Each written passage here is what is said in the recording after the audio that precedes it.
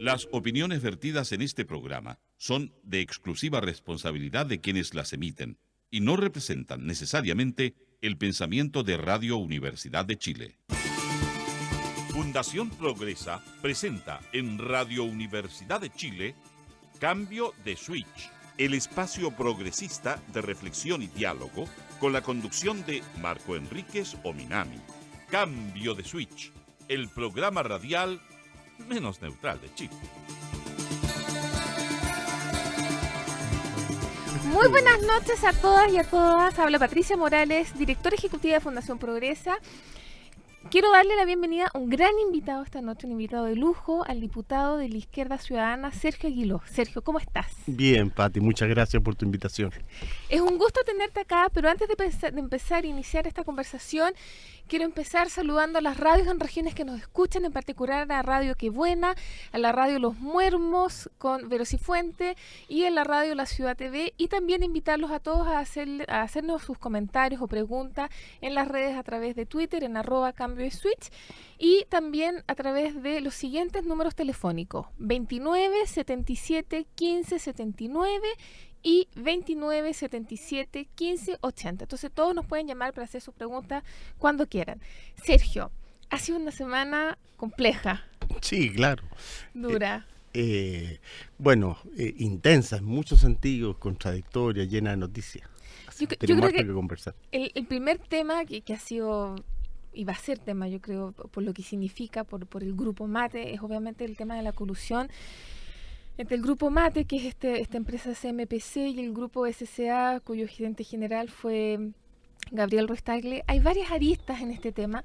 La primera es el tema de la colusión, que todo parece indicar algo que es bastante obvio. Basta un poco observar el mercado de bienes y servicios en Chile para darse cuenta que, además de la concentración, hay ciertas tendencias a colusión, es decir, que los oferentes son siempre grandes grupos económicos y no son más de 2 o 3 agentes.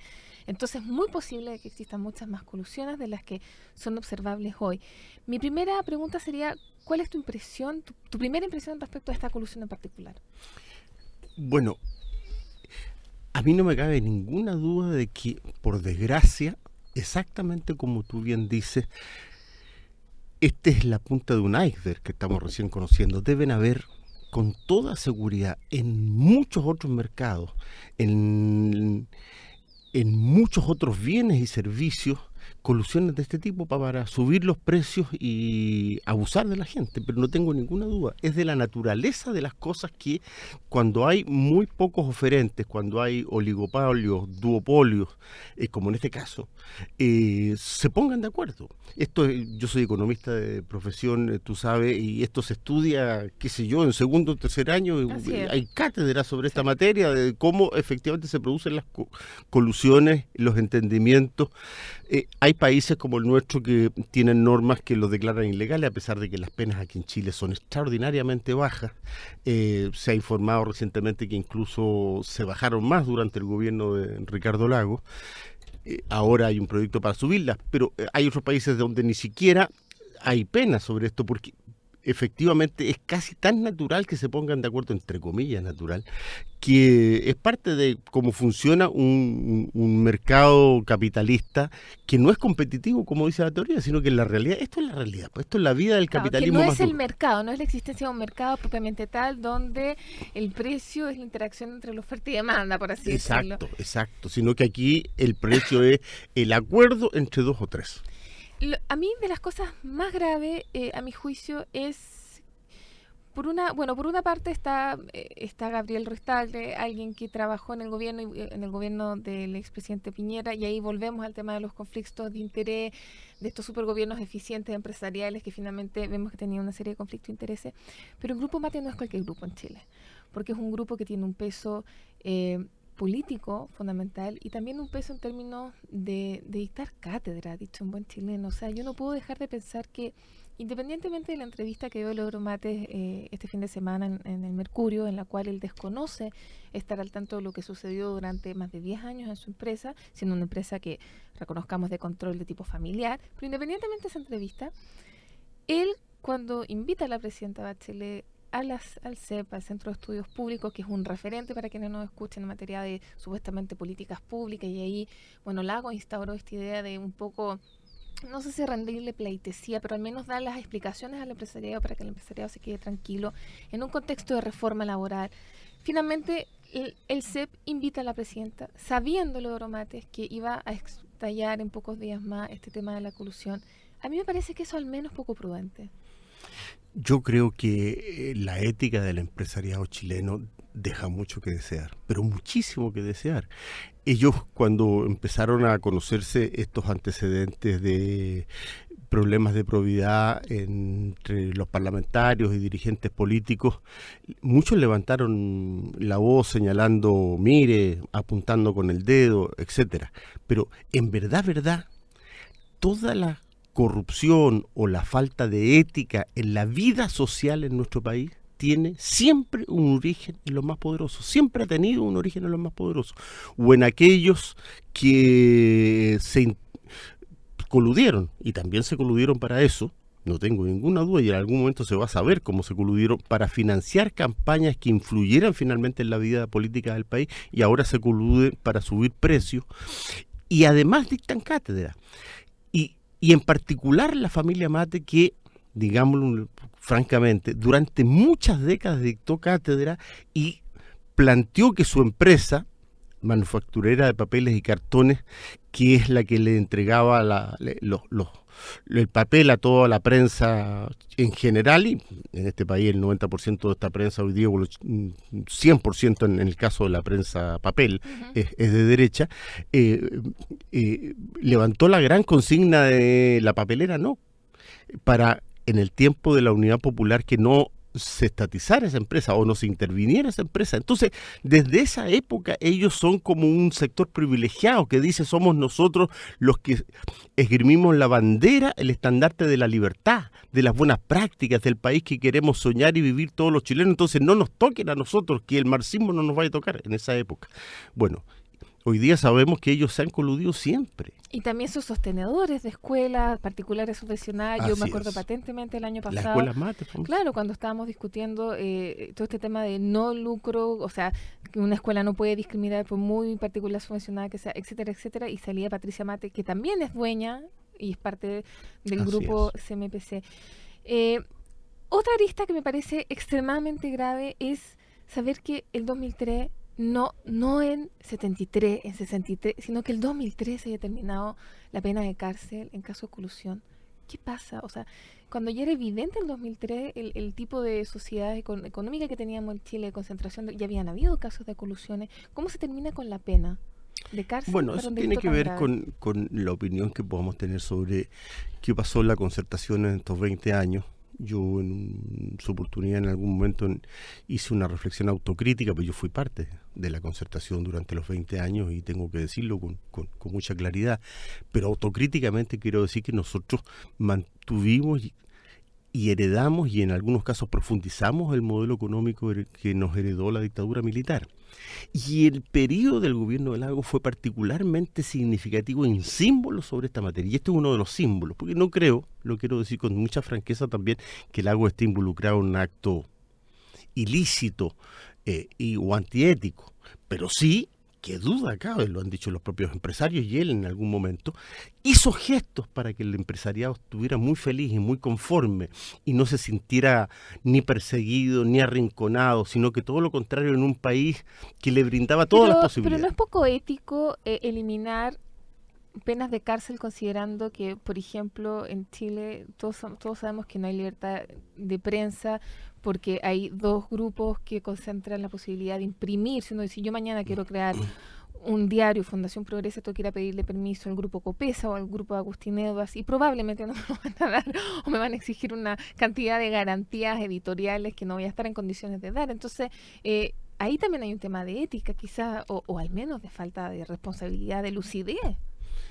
Al menos eso. No, me refería yo a la ética en el sentido más duro de la palabra, es decir, que el presidente Lagos hubiera estado involucrado en alguna transacción explícita con los dueños, sí. Y con una retribución a propósito de este tipo de medidas. Ética en el sentido más general que tú estableces puede ser perfectamente, por lo menos de falta de responsabilidad con el bien común del país, con el bien de todos los chilenos y los principios democráticos, porque yo creo que los beneficios que recibieron los empresarios durante los 20 años de gobierno de la Concertación y particularmente durante el gobierno del presidente Lagos fueron excesivos. En un país donde esos mismos empresarios, porque hay que decir, el Grupo Mate, entre otros, forma parte del 1% de los chilenos que se apropian del 33% de nuestro producto. Chile es el país del mundo donde el 1% más rico tiene mayor parte de la producción del país. No hay otro país en el mundo con concentración mayor de la riqueza en la cúpula mayor de la riqueza, por así decirlo. Y eso es muy grave. ¿Tú qué año, Sergio, sales de la Concertación? ¿Y qué gatilla tu salida, para recordarle a nuestros auditores tu salida de la Concertación? Bueno, yo fui una persona que a fines del gobierno de Frey y a comienzos del gobierno del presidente Lagos empecé a ser muy autocrítico. Estuve en la dirección del Partido Socialista en la que yo participaba, porque fui socialista esos 20 años, una posición muy autocrítica como Concertación y crítica al interior del partido, pero que se reflejó en documentos públicos, entre otros el que acabo de recordar ahora, Chile entre dos derechas, y me salí del Partido Socialista, renuncié al Partido Socialista y por supuesto a la Concertación. Por tanto, el día en que, habiendo perdido la Concertación el gobierno y habiendo ganado Piñera, y habiendo transcurrido 7 meses del gobierno de Piñera, el Partido Socialista en su comisión política decidió aprobar en el Parlamento y darnos orden a nosotros, los parlamentarios, de aprobar los proyectos de ley firmados en educación, que seguían privatizando la educación, firmados por Piñera como presidente y Lavín como ministro. Y yo me negué terminantemente y ya no podía seguir siendo un díscolo. Me carga ser díscolo. Y yo creo que en los partidos debe haber una cierta disciplina básica y hay que construir. Para eso está uno en un partido. Entonces yo dije, no, yo ya tengo una diferencia muy profunda con la Concertación y con un Partido Socialista que decide apoyar proyectos privatizadores de la educación firmados por Piñera. No da para más. Y ahí me retiré. Perfecto. Y hoy día eres entonces presidente de la Izquierda Ciudadana. De la Izquierda Ciudadana. En el nuevo conglomerado que es la nueva mayoría. Independiente de las dificultades que siempre se generan al crear una nueva coalición, ¿cómo te sientes hoy día en la nueva mayoría? Bien porque me siento muy bien con la presidenta. La presidenta ha tenido un coraje tremendo. Yo creo que aunque en la nueva mayoría estén todos los partidos de la antigua Concertación, más el PC, el MAS y la Izquierda Ciudadana, lo que hace la diferencia, en verdad, no es el PC, el MAS y la Izquierda Ciudadana. Me encantaría sentirme haciendo la diferencia. No. La franqueza es que la presidenta, que en su momento se declaró cuando ya era ministra de Defensa, autoflagelante en una discusión que hubo antiguamente en la Concertación. Entre los autocomplacientes y autoflagelante. O sea, autoflagelante, para que la gente no entienda, la gente autocrítica, la gente que decía o pensaba que estábamos no haciéndolo bien como Concertación. Y ella se fue a ONU Mujeres y estando en ONU Mujeres observó con la distancia que permite ver bien el bosque, en este dicho, ¿no es cierto?, que de repente los árboles no nos permiten ver el bosque. ¿Qué pasaba en Chile? Y sobre todo el año 2011 y 2012 con las tremendas movilizaciones sociales. Tú recuerdas, Pati, que 100.000 personas en las calles de Santiago y miles de miles en otras partes del país era relativamente natural en aquellos años.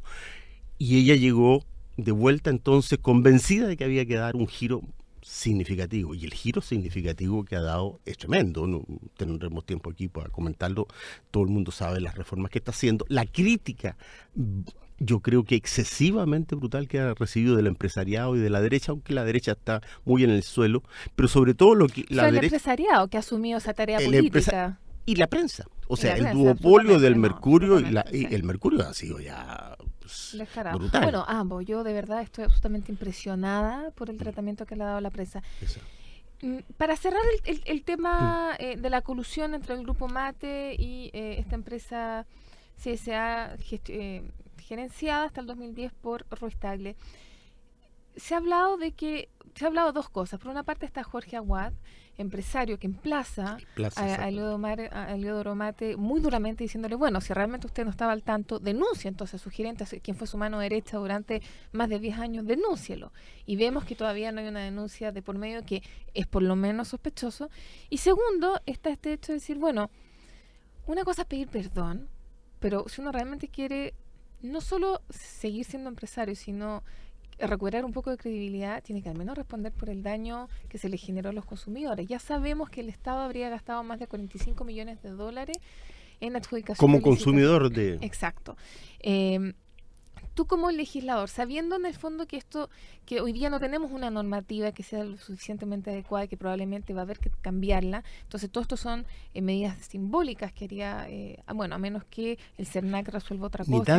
Ni tanto, porque nosotros hicimos una modificación muy sustantiva en el periodo anterior respecto del CERNAC, y esa modificación sustantiva le entregó por primera vez en la ley de consumidor chileno la potestad y la facultad de demanda colectiva, no solamente la demanda individual. Y lo que viene ahora son demandas colectivas por duras. El daño a la economía. Exactamente. Y la Polar fue la primera empresa que, habiendo hecho actos completamente impropios, antiéticos e ilegales en contra de sus consumidores, en el cobro de boletas tuvo que enfrentar estas demandas, y fueron sustanciosas las retribuciones que tuvo que hacer. No siempre es todo, porque, claro, ¿quién va a comprar a la Polar? Entonces, lo que pasa es que aquí se constituyen, bajo la ley del CERNAC nueva, grandes grupos demandantes, y esos grupos demandantes terminan ganándole. Es muy probable que no les llegue ni siquiera a los tribunales, pero si llega a los tribunales, lo más probable es que ganen los grupos de consumidores y el CERNAC le aplique un conjunto de normas como bajar temporalmente el precio por 10 años, porque claro, es muy difícil que a uno como consumidor, a ti, a todos los que estamos acá, y que obviamente consumimos alguna de estas dos marcas, exacto, es muy difícil que nos llegue algún tipo de compensación. Por tanto, la compensación tiene que ser hacia futuro, reducir los niveles de utilidad que tienen sobre las ventas de esos productos. Así va a tener que ser, exactamente. Pasando a otro tema, Sergio, tú hiciste una propuesta, me parece que en estos días, hoy día mismo entiendo, sobre rebajar los sueldos de los parlamentarios. Esa es una propuesta que hicimos un grupo con Giorgio. No. Primero déjame contar una breve historia. Cuando yo asumí el año 90, le consulté a mis viejos amigos parlamentarios que habíamos participado juntos en la izquierda cristiana, a Luis Mayra, a Pedro Felipe Ramírez, cuál era la dieta de aquellos tiempos, en el que yo también militaba, pero no era parlamentario, me refiero a la época de la República, pre-73. Tú no habías nacido todavía. Pero yo te cuento que era así.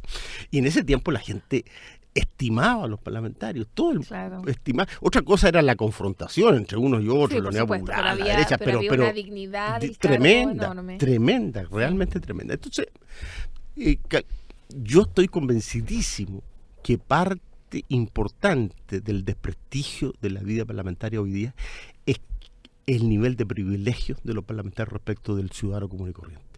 Y el principal privilegio de todos, el que manda todos los demás privilegios, es la dieta, o sea, la remuneración, que es, como tú sabes, 42 veces el salario mínimo legal por ley. Y como todos los países del mundo tienen, por un lado, parlamentarios, que tienen una dieta o una remuneración y salario mínimo legal, es posible comparar. Y Chile ¿Eso significa que estamos en los 9 millones? Exacto, 9 millones, que son 42 veces más.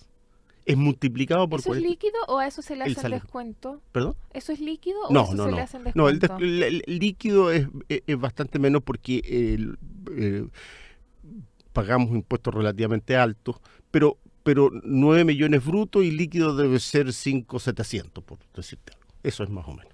Para que la gente esté 5.700, 5.800, depende del tipo de previsión, si uno está abonado, si está en ISAPRE, si está aquí, okay, y qué tipo de plan tiene.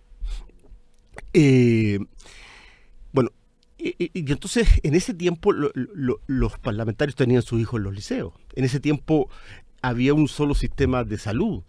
No sé si me explico. O sea, la vida de un parlamentario, por supuesto, no vivía en una población obrera, y si venían de extracción obrera, que había mucho, mujeres y hombres, qué sé yo, Carmen Lazo, Mireya Balcha, Carmen Lazo, Partido Socialista, Mireya Balcha en el Partido Comunista, y muchas otras grandes líderes y dirigentes que eran de extracción popular, tenían una dieta razonable que siempre fue más alta que el promedio, naturalmente porque es un cargo de Estado, pero una diferencia muy razonable respecto de el promedio de la población. No sé si me explico. Hoy día la diferencia es brutal, es brutal. Yo tengo dos observaciones. Sí. Yo entiendo, la primera es la siguiente, yo entiendo que el sueldo del parlamentario, además del rango que significa ser parlamentario, también tiene que ver con garantizar una cierta autonomía del parlamentario respecto a presiones de grandes grupos corporativos, que esa es la lógica en general, una típica la lógica gringa, donde los sueldos son elevados para evitar presiones que igual existen, porque el lobby empresarial en general funciona bien en todas partes del mundo, digamos. Pero también yo siento, y esta es una discusión, te mencionaba Gabriel Boric, a Giorgio Jackson, perdón, porque una discusión que había tenido con la gente de RD cuando ellos presentaron este proyecto para bajar el sueldo. Yo les decía, ¿por qué no antes de presentar ese proyecto no presentan uno para que exista la dedicación exclusiva en el cargo? Porque yo encuentro que eso es casi más importante. No, sí existe. ¿Cómo? Pero hay gente que pone su nombre en el bufete de abogados X o Y. No.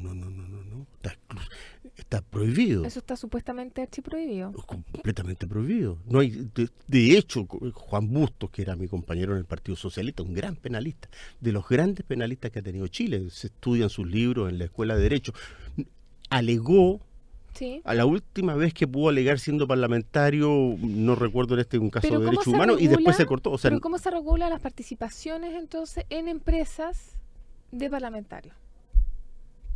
si un parlamentario tiene empresas, y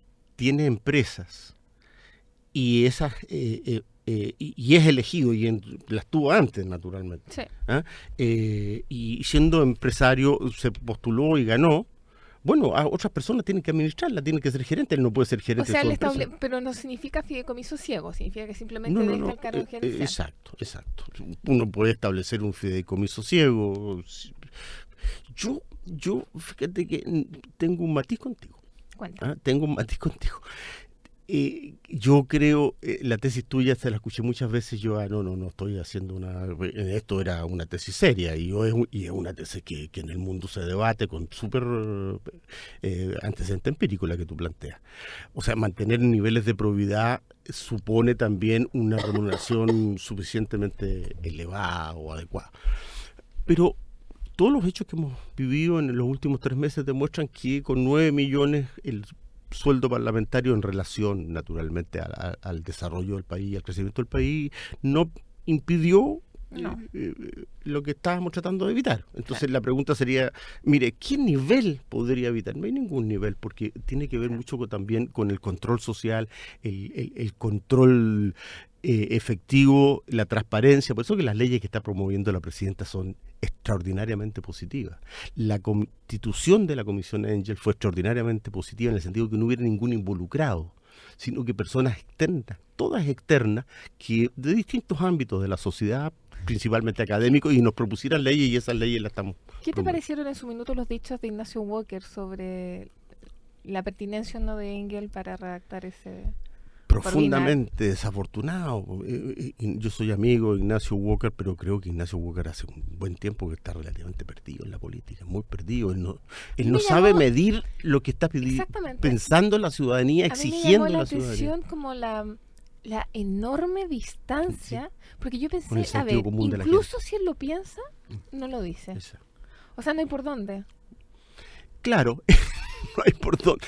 Lo único, a propósito de tu última frase, lo único que habría que reconocerle entonces es la franqueza y la transparencia de su pensamiento. Sí. Pero, créeme, hace mucho tiempo, además, a mí, yo lo encuentro insólito, y se lo he dicho personalmente, hemos discutido muchas veces. Yo soy amigo por una circunstancia muy especial. Él trabajó en la Vicaría de la Solidaridad y a mí me detuvieron en la CNI, y él fue el abogado de la Vicaría para mi caso. Entonces yo lo conocí siendo abogado, él siendo abogado y yo estando preso. Entonces le tengo mucho cariño por eso. Sin embargo, él aspira a ser presidente de la República, es precandidato a presidente de la República. Tú entiendes que con ese tipo de pensamiento separado del sentido común del 90% de los chilenos va a ser completamente imposible. Sí, va a estar complicado. Va a tener un problema. A propósito, otro de los temas que viene ocupando ya la agenda hace 30 días o más, incluso 31 creo que estamos hoy día, es la huelga del registro civil. Esta huelga yo encuentro que es bien emblemática porque se da en un escenario donde por una parte el gobierno está tratando de sacar adelante una reforma laboral que muchos consideramos se ha ido empobreciendo su contenido, limitando cada vez más. Y entre otras cosas, esta reforma laboral tampoco aborda el tema de los funcionarios públicos en toda su complejidad. Entonces es muy extraño esto de ver a la ministra Blanco diciendo acá hay una ilegalidad cuando justamente uno debiera estar defendiendo el derecho a huelga también de los funcionarios públicos, atendiendo que hay un servicio que no se está prestando y que hay situaciones muy dramáticas que están ocurriendo durante estos más de 31 días. Mi primera pregunta tiene que ver sobre justamente esta especie de contradicción de estar sacando una reforma laboral y al mismo tiempo estar conviviendo con una huelga en el sistema público que involucra a funcionarios, a trabajadores del sistema público que no son parte de la reforma laboral. Y luego, ¿cuál es tu juicio sobre el desempeño de la ministra en este caso en particular, la ministra Javiera Blanco? Mira, yo creo que la huelga de los funcionarios del registro civil es una huelga muy inconducente. Primero, un principio general. Yo creo que no todo movimiento que hace un grupo de trabajadores, por definición, per se, sin tener uno el conocimiento específico de lo que motivó el conflicto y cómo se estableció el conflicto, es bueno en sí mismo. Yo fui un militante activo durante el gobierno del presidente Allende, es mi ídolo el presidente Allende, soy un admirador eterno de él, y en ese tiempo yo vi huelga de los trabajadores, huelgas impulsadas por la derecha, huelgas gatilladas por la derecha y huelgas financiadas por la derecha de trabajadores, justamente para boicotear el sentido de que ese era un gobierno de trabajadores. Entre comillas, Piñera hoy día decía justamente por esta huelga se demuestra que el reemplazo en huelga debe existir, cosa que me pareció de un aprovechamiento político. Bueno, exactamente al revés, porque el punto es el siguiente, tú sabes que esto demuestra, primero, esta señora que dirige, la señora Díaz, tiene todo mi respeto, pero todo el mundo sabe que fue durante muchos años militante de Renovación Nacional, y cuando le hizo esta misma huelga a Piñera le pidieron que renunciara a Renovación Nacional, o la marginaron o llegaron a un acuerdo con ella, pero hasta ese momento está comprobado que era militante de derecha.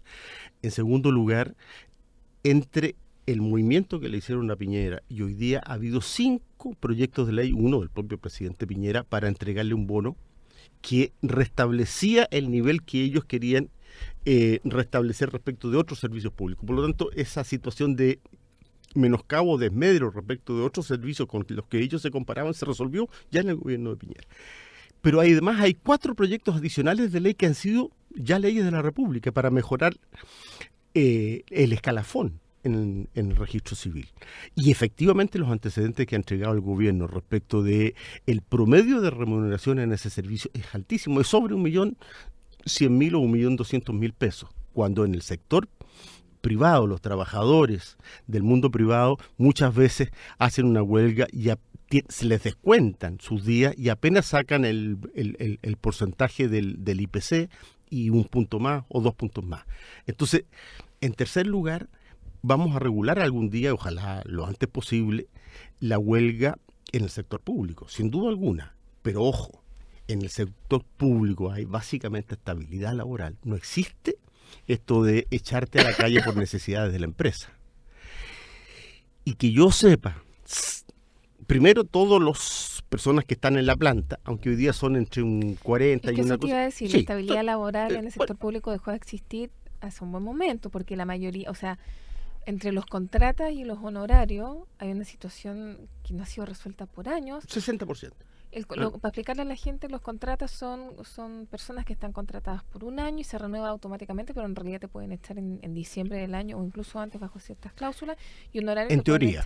Claro, en la práctica el dato es que el 98% de las contratas en el Estado chileno 98% de las contratas se renuevan. Sí, pero igual, no es contrato indefinido. No es contrato indefinido. Exacto. Y el honorario, bueno, el honorario es muy perverso porque en realidad yo lo sé porque trabajé honorario en el sector público.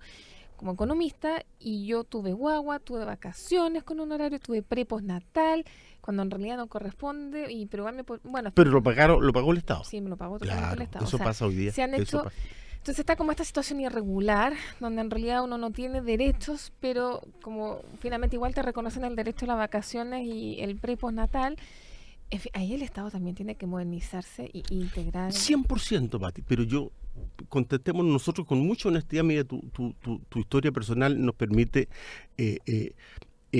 hacernos con más fundamento todavía la pregunta.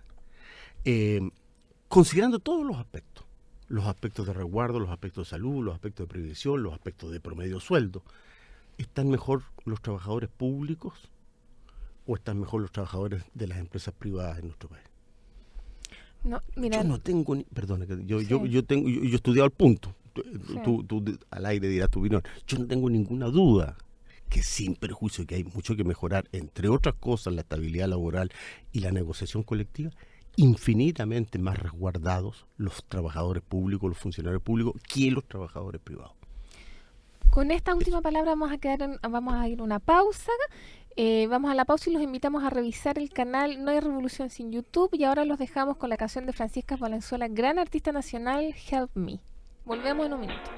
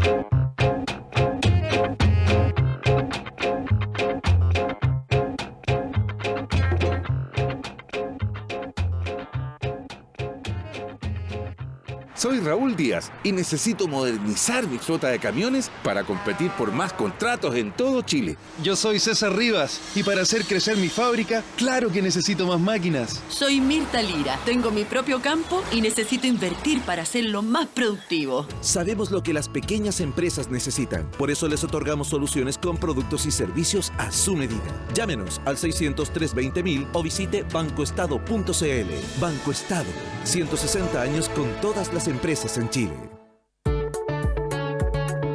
ORT-Chile es representante en el país de World ORT, ONG internacional de educación con presencia en más de 100 países. Desde hace 35 años en ORT-Chile innovamos en educación, diseñando e implementando proyectos de capacitación, asistencia técnica educativa y responsabilidad social para el sector público y privado. Informaciones en www.ortchile.org. ORT-Chile, educar para la vida.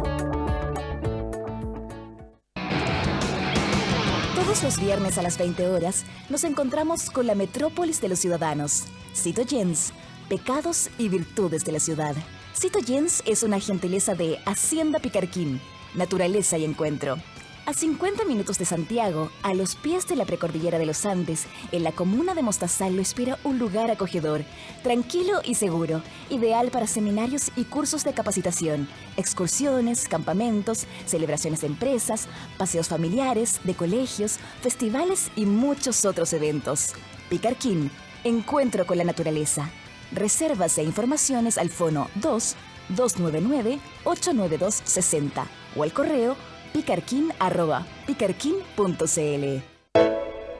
Desde el 3 al 21 de noviembre, en la Galería de Arte Posada del Corregidor, en calle Esmeralda 749, se podrá ver la muestra escultórica Siempre Reinas, de la ceramista Polimnia Sepúlveda, ganadora del Fondar 2015 mención Artesanía. La obra expuesta está basada en el poema Todas íbamos a ser reinas, sobre la vida de Ifigenia, Rosalía y Soledad, de la Premio Nobel Gabriela Mistral. La galería está abierta de lunes a viernes de 10 a 13:30 y de 14:30 a 17:30. Sábados de 10 a 17 horas.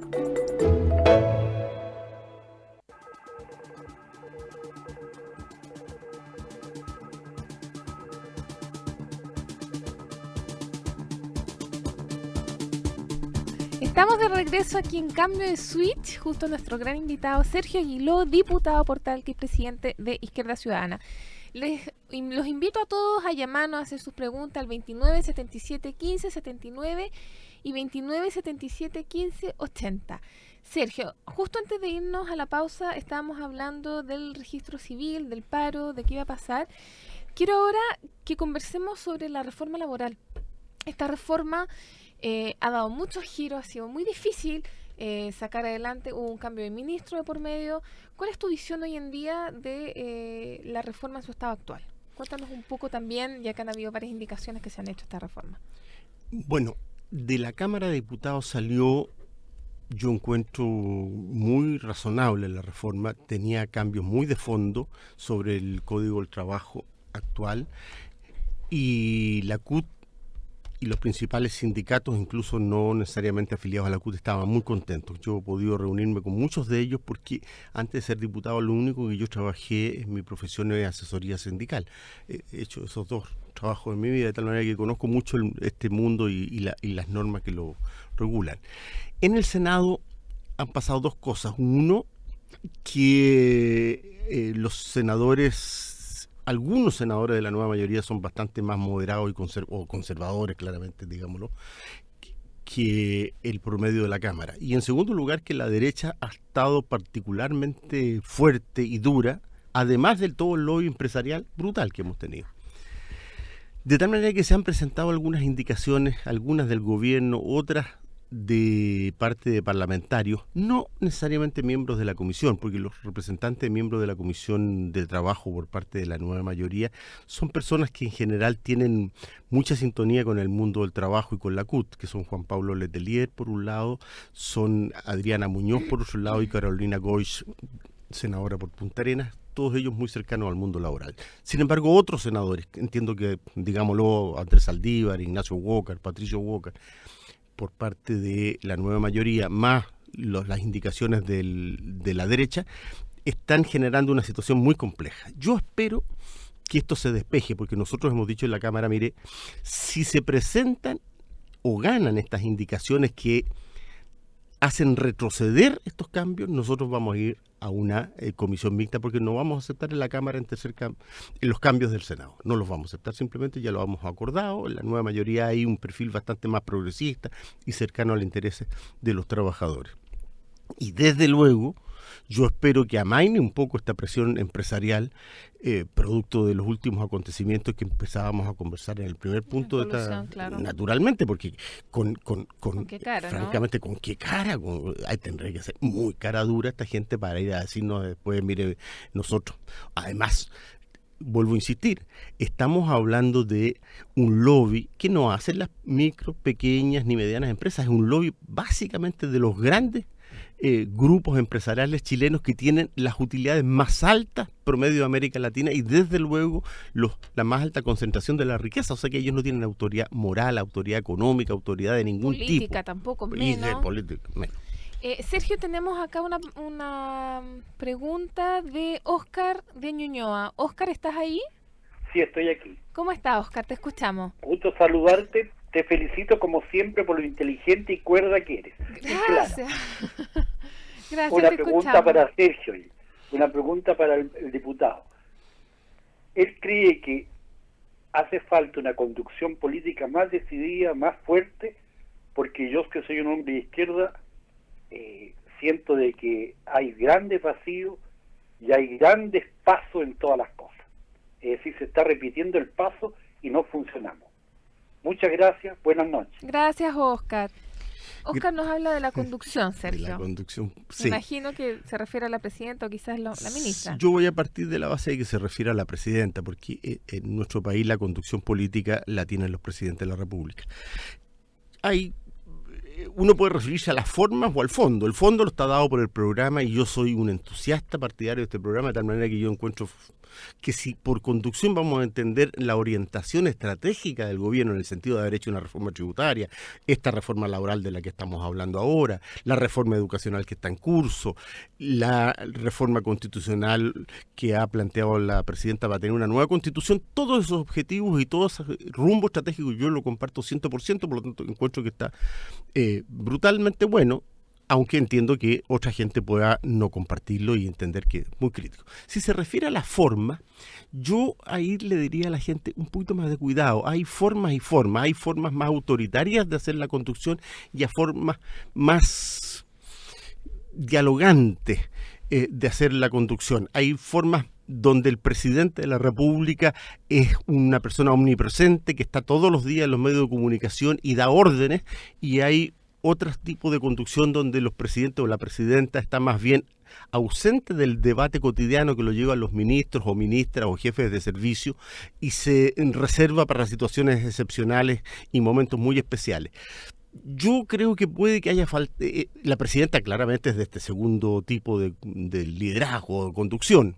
Puede que haya exagerado un poco. A mí me hubiera gustado que la presidenta hubiera estado más presente, que hubiera tomado decisiones más drásticas, pero no le pidamos a un tipo de liderazgo que se transforme radicalmente en otro tipo de liderazgo. Y si me permiten una reflexión sobre los liderazgos de género, yo pienso cada vez más que el liderazgo de género femenino, y no porque esté en este programa que lo conduce una muy brillante mujer, yo cada día más creo en los liderazgos femeninos, creo cada día más que el cambio que hicimos respecto del sistema electoral, que además de votar al basurero el sistema binominal, pone una cuota de género del 40%, porque eso nos va a cambiar mucho el pelo en el Parlamento chileno, significa que va a elevarse mucho la presencia de mujeres, pero el tipo de liderazgo femenino, salvo excepciones muy raras en la historia de la humanidad como Margaret Thatcher, en general los liderazgos femeninos son liderazgos más dialogantes, menos autoritarios, y entonces de repente uno echa de menos una mano fuerte y una mano dura, pero hay que acostumbrarse a ese tipo de liderazgo. Sergio, ahora tenemos a una segunda persona que nos está aquí esperando para hacer una pregunta, Félix de Maipú. Félix, ¿estás ahí? Sí, acá estoy. ¿Cómo estás, Félix? Te escuchamos. Sí, estoy bien. Quería, como más que nada una reflexión, como le decía a la niña, que creo que hay que darle también espacio a algunos candidatos que eran los candidatos alternativos que ellos tenían mucha razón y claramente lo hubiesen hecho mucho mejor que la persona que está ahora, que gobierna, y la derecha también, porque convengamos que aquí la derecha son los dueños de Chile. Entonces, ¿qué pasó con Parisi? Tenía un buen programa gobierno, Roxana Miranda tenía un buen programa, Marcel Claude, ellos como que vieron en cierta forma el futuro de lo que iba a pasar en lo que hacían sus candidaturas, lo que decían, y tenían mucha razón, y los desacreditaron, a Marco Enrique también lo desacreditaron. Y yo insto a la gente a que vote por los candidatos alternativos, porque siempre votan por o la nueva mayoría o la derecha, siempre votan por lo mismo. Entonces, ojalá la gente se informe antes de votar y vea los programas, porque vamos a tener estos mismos atados y problemas, y van a seguir siendo los dueños de Chile, las grandes corporaciones y los grupos económicos. Gracias. Gracias a ti, Félix. Muchas gracias. Sergio, Félix nos hace un comentario y aprovecho de un poco transformarlos en preguntas. A mí como presidenta del PRO, cuando me toque ir de terreno o donde sea que esté en general, independiente de que estén de acuerdo o no con nuestras posiciones, hay un cierto agradecimiento por tratar de construir una fuerza alternativa o liderazgos nuevos. En definitiva, uno observa, y me pasa también en mi propia generación, yo tengo 37 años, de que cuando empecé a entrar en política hace 3, 4 años, nadie me estaba felicitando, sino que al contrario, más bien el comentario era: ¿qué estás haciendo con tu vida? ¿Y qué vas a hacer con tu carrera economista? Entonces, ¿qué se hace para reconectarse con la gente? Pensando después de que, si nos alcanza el tiempo, quiero hablar un poco de nueva constitución, pero hay una crisis de confianza que es global, efectivamente, es global con el empresariado, con todas las instituciones, pero con la política es mucho más complejo porque se entiende que los políticos es ahí donde radica el pacto social entre representados y representantes. Entonces, cuando ese pacto social se rompe o se debilita, es muy grave. Si es con los empresarios, uno espera entonces que la política, el sistema judicial van a intervenir, digamos. Pero distinto es el descrédito, a mi juicio, así lo veo, que se produce cuando realmente la clase política está en entredicho. ¿Cómo lo ves tú siendo parte de esta nueva mayoría, pero siendo parte de un partido que ya no es parte que no fue parte al menos de la concertación propiamente tal? Bueno, yo primero quiero, en verdad, compartir el juicio de Félix. Yo creo que hay que, y desde luego, agradecer a toda la gente que ha dado el paso que tú has dado, Pati, porque efectivamente es un riesgo. O sea, la gente que te decía que estabas haciendo con tu vida a lo mejor tenía razón en el corto plazo, pero tú estás haciendo una contribución al país, una tremenda contribución al país, porque necesitamos salirnos de este esquema de duopolio de la política, de la vieja misma a la que yo pertenezco. Y como pertenezco, con mayor razón lo digo, porque necesitamos nuevos liderazgos, necesitamos nuevas apuestas, necesitamos que el país no lo sigan gobernando los empresarios. Yo creo, aprendí con duros golpes en la vida, que es indispensable que haya empresarios en un país. No creo en una economía completamente estatizada, donde el Estado sea el único empresario. Creo en la iniciativa privada, creo que el mercado puede regular muchas cosas, pero creo sobre todo en el bien común. Creo sobre todo en los derechos de los ciudadanos, y entonces solo políticas una nueva generación de políticos, una nueva mirada, puede hacer esos cambios. Yo veo difícil que lo hagamos quienes somos parte de mi generación. En ese sentido, yo siempre he encontrado extraordinariamente atractivo lo que Marco puede aportar, lo que algunos de esos candidatos alternativos a los que se refería Félix puedan aportar. Soy un entusiasta observador de los nuevos procesos. Y claro, y si bien esta vieja entre comillas, porque ya lo conversamos en un punto anterior, la política hasta el 73 fue una política muy legitimada. Yo sé que de las personas que nos están escuchando, la cantidad de gente que tiene mi edad es re poca. Entonces es más bien de tu generación y no conoció, o sea, conoce a los políticos es como si toda la vida tuviéramos estado desprestigiados. No es así.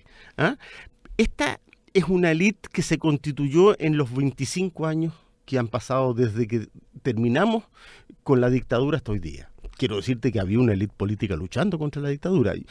Cuando a mí me dicen, ¿usted está orgulloso de ser político? Sobre todo lo que hice durante los 17 años de la dictadura militar, estuve 5 veces preso y me la jugué porque este país fuera un país libre y democrático. De eso estoy orgulloso. De lo que he hecho después, re poco. Pero la política es indispensable, y Y lo que tenemos que construir es eso, nuevos liderazgos, nuevos programas y construyendo una síntesis, un esquema de síntesis donde pongamos el bien común por delante, pero aprendamos de lo que nos enseñó el siglo XX también como lección. Sergio, nos va quedando poco tiempo, pero respecto al proceso constituyente anunciado por la presidenta Bachelet, a nosotros los progresistas... tenemos reparo, no hubiésemos preferido obviamente que se llamara inmediatamente un plebiscito, en fin. Pero dentro de las cosas positivas, para quedarnos en los positivos, valoramos que uno se introduzca, dentro de todo, como opción para cambiar la Constitución, el plebiscito, y dos, la Asamblea Constituyente. Y en ese sentido nos parecería que sería un error histórico, que toda la nueva mayoría no se cuadrara detrás de este proyecto y que no hubiese, yo sé que quizás estoy soñando en colores, pero que no hubiese un acto de un acto de generosidad intergeneracional en términos de decirle a las generaciones futuras, elijan ustedes finalmente cómo quieren cambiar esa Constitución. Completamente de acuerdo, 100% de acuerdo con lo que tú has dicho. Está en nuestro programa, está escrito, está en nuestra página web, ¿Se logrará sacar eso? ¿Se logrará eso en nueva mayoría? Nosotros, habiendo sido parte del programa. Yo tengo una convicción muy íntima, primera vez que la digo. La presidenta eligió un camino.